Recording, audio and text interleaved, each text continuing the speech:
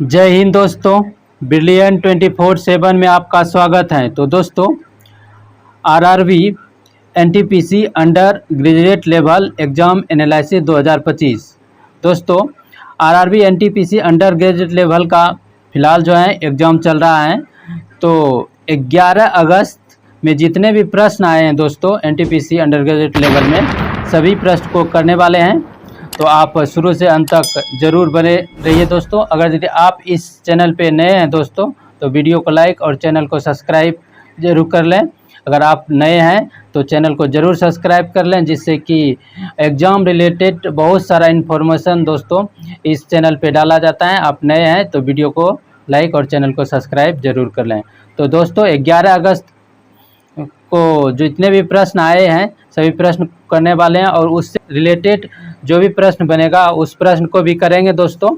और आगे की जो एग्ज़ाम में question NTPC under graduate level में आने की संभावना है, उस क्वेश्चन रिलेटेड वह सब क्वेश्चन करेंगे। आप वीडियो में बने रहिए, आपको इससे बहुत ज़्यादा बेनिफिट मिलेगा, लाभ मिलेगा आगे जो अगर यदि आपका एग्ज़ाम है। पहला प्रश्न है दोस्तों, देख सकते हैं कि ये प्रश्न है कि जम्मू कश्मीर में हाल ही में बने सबसे ऊंचे पुल का निर्माण किस नदी पर किया गया है। तो इससे रिलेटेड प्रश्न पूछ रहा है, तो इससे रिलेटेड प्रश्न को करेंगे, जिससे कि अगले शिफ्ट आगे में अगर यदि किसी का एग्ज़ाम है तो आप इससे रिलेटेड क्वेश्चन पूछेगा तो आप बना दीजिएगा। तो आपको आगे ले शिफ्ट में जिसका भी एग्ज़ाम है उसको बहुत ज़्यादा इस वीडियो से लाभ मिलने वाला है। तो आप अंत तक ज़रूर बने रहें दोस्तों। तो देख सकते हैं क्वेश्चन है, जम्मू कश्मीर में हाल ही में बने सबसे ऊंचे पुल का निर्माण किस नदी पर किया गया है।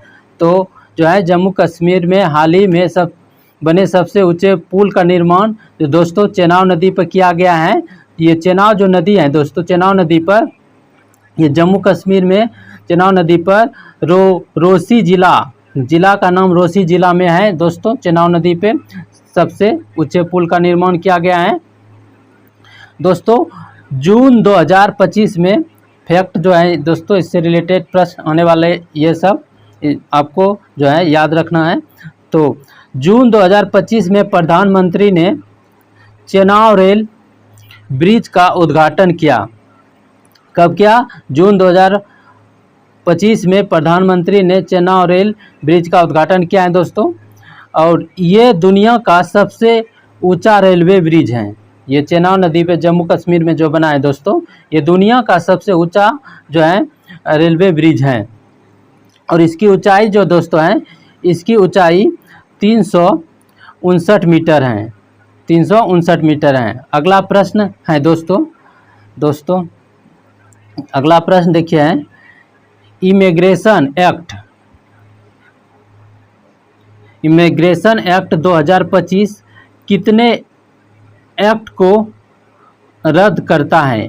दोस्तों, इमिग्रेशन एक्ट 2025 कितने एक्ट को जो है रद्द करता है। तो ये है सही आंसर क्या हो जाएगा दोस्तों, सही आंसर हो जाएगा जो है 4। सही आंसर क्या हो जाएगा 4।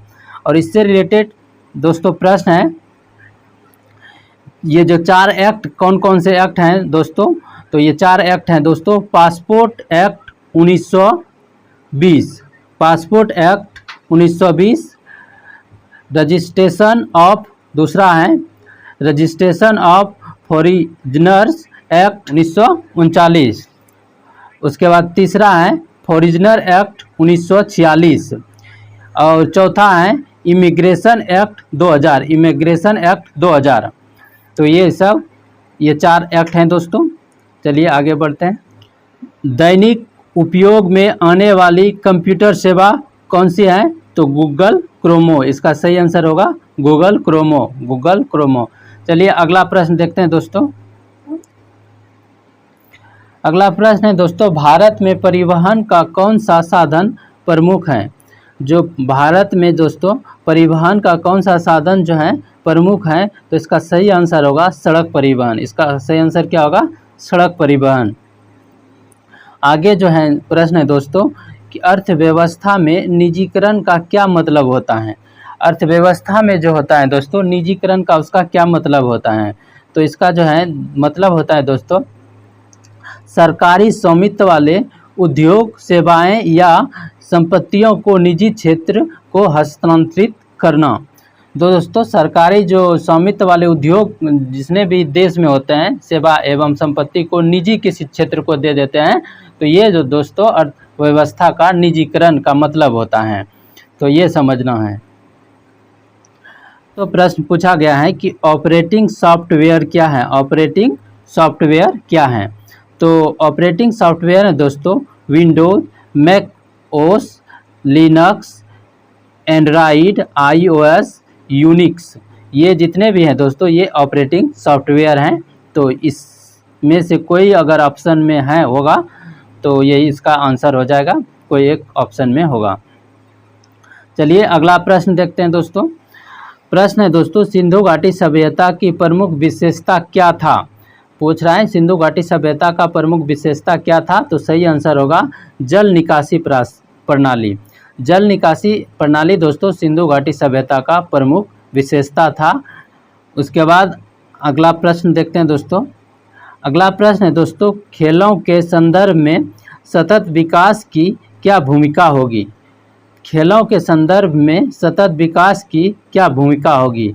तो इसका सही आंसर होगा दोस्तों पर्यावरण, समाज और अर्थव्यवस्था के बीच संतुलन बनाए रखते हुए खेल गतिविधियों का संचालन करना, इसका सही आंसर होगा। चलिए चलते हैं आगे दोस्तों। भारत में आगे है दोस्तों प्रश्न कि भारत में लाइसेंस राज शब्द निम्नलिखित में से किस अवधि के दौरान सरकार की आर्थिक नीति को संशोधित करने के लिए प्रयोग किया जाता है? तो इसका सही आंसर होगा दोस्तों अवधि होगा 1951 से 1990 तक। चलिए अगला प्रश्न देखते हैं आगे जो प्रश्न पूछा गया था।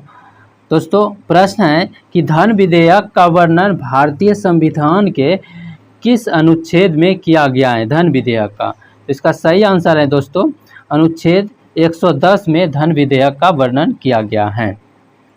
इससे रिलेटेड जो बात है दोस्तों और दोस्तों पॉइंट है इससे रिलेटेड कि अनुच्छेद जो है 112 में वार्षिक वित्तीय विवरण या बजट का प्रावधान किया गया है अनुच्छेद 112 में। चलिए आगे प्रश्न देखते हैं। तो अंतर्राष्ट्रीय आइस हॉकी चैंपियनशिप 2025 में अमेरिका ने किस टीम को हराया है? अंतर्राष्ट्रीय आइस हॉकी चैंपियनशिप 2025 में अमेरिका ने किस टीम को हराया है? तो किस टीम को हराया है दोस्तों? इसका सही आंसर जो होगा स्विट्जरलैंड सही आंसर होगा। आगे प्रश्न है दोस्तों, आगे प्रश्न पूछा गया था कि भारतीय वायुसेना के वायु कर्मचारियों के वर्तमान वर्तमान उप प्रमुख कौन है? तो ये वर्तमान में उप प्रमुख हैं दोस्तों एयर मार्शल नर्मदेश्वर तिवारी होगा दोस्तों, तिवारी। चलिए आगे प्रश्न था कि अपाला और दोष शब्द किस वेद में आते हैं? तो ये दोस्तों ऋग्वेद में आता है। किस में आता है? ऋग्वेद में। आगे प्रश्न है दोस्तों दिल्ली के वर्तमान शिक्षा मंत्री, तो ये करंट का क्वेश्चन है दोस्तों, वर्तमान में जो है दिल्ली के वर्तमान शिक्षा मंत्री आशीष सूद, इसका सही आंसर होगा। उसके बाद दोस्तों जो है प्रश्न है कि अरविंद घोष के खिलाफ गवाही देने वाला वह व्यक्ति कौन था जिसे बाद में जेल में बंद कर दिया गया? अरविंद घोष के खिलाफ गवाही देने वाला वह व्यक्ति कौन था जिसे बाद में जेल में बंद कर दिया गया? तो इसका सही आंसर होगा नरेंद्र नाथ गोस्वामी सही आंसर होगा दोस्तों। आगे प्रश्न है दोस्तों कि जो पूछा गया था कि साइक्लोन अभ्यास 2025 भारत और किस देशों के मध्य हुआ था? साइक्लोन के बारे में पूछ रहा है दोस्तों। अभ्यास 2025 भारत और किस देश के बीच मध्य हुआ था? ये तो भारत और फ्रांस के बीच मध्य हुआ था। और जो भी बताएंगे दोस्तों कि इस क्वेश्चन से रिलेटेड और फैक्ट आप देख लीजिएगा तो आप उससे रिलेटेड और ज़्यादा फैक्ट जो है आप देख लीजिएगा, जिससे कि आगे एग्ज़ाम में आपको बहुत ज़्यादा हेल्प मिलेगा और बहुत सारा जो है फैक्ट हम बता देंगे। अगला प्रश्न है दोस्तों, ये इससे रिलेटेड फैक्ट दिया गया है। अभ्यास साइक्लोन एक वार्षिक कार्यक्रम है दोस्तों, जो कि बारी बारी से भारत और मिस्र के बीच आयोजित किया जाता है। आगे प्रश्न पूछा गया था दोस्तों कि साल 2025 में कितने खिलाड़ियों को मेजर ध्यानचंद खेल रत्न पुरस्कार से सम्मानित किया गया है? तो सही आंसर 4 होगा। कितने खिलाड़ी को? 4। चलिए जानते हैं कि वो खिलाड़ी कौन कौन से थे और उसका खेल क्या था। तो 4 खिलाड़ी में पहला खिलाड़ी है दोस्तों मनु भाकर, जो निशानेबाजी से संबंधित हैं, और दूसरा खिलाड़ी था दोस्तों डी गुकेश, जो शतरंज से संबंधित हैं, और तीसरा खिलाड़ी हैं दोस्तों हरमनप्रीत सिंह, जो कि हॉकी से संबंधित हैं, और चौथा खिलाड़ी हैं दोस्तों प्रवीण कुमार, जो पैरा एथलीट हैं।